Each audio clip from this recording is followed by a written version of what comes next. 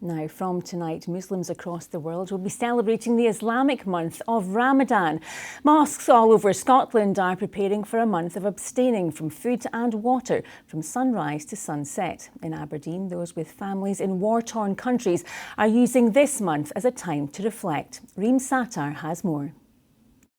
I have to say, Gaza have changed us forever. Iyad Elian grew up in the West Bank. His family still live there. His siblings and mother can no longer visit one another because of the conflict in the region.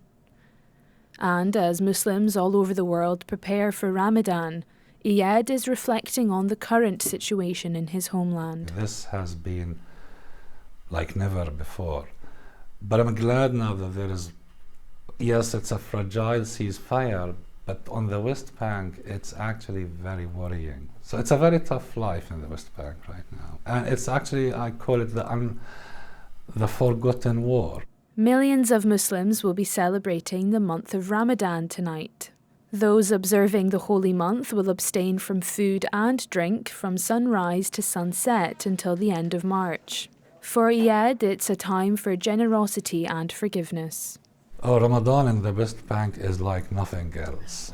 When you feel the hunger and the thirst, you remember other people and you try to help. So it's a different level, I have to say. Rumaisa and Mohammed are both from Sudan. Their lives have been torn apart after the civil war erupted there 2 years ago. Recent developments have left them more hopeful of peace this Ramadan. However, not being able to be with family has taken a toll. It's kind of a bittersweet feeling, mainly because it's every Sudanese person who is in diaspora are vicariously living the trauma of what people are going through back in land in Sudan. However, the sweet part of it now is that at the moment now the situation seems to be different from what last Ramadan. So now people are approaching Ramadan with hope. It's difficult knowing that you've got something that people that you love so dearly have nothing. I cling to hope. I cling on the fact that it will get better at one point. It is getting better.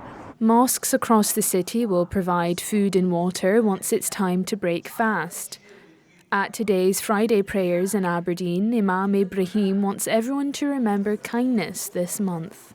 Ramadan is the month of reflection, the month of spirituality, and the month of everybody to strengthen himself spiritually and better our attitude, our manners.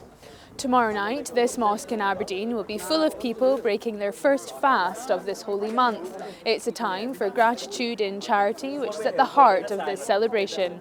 Reem Sattar, STV News.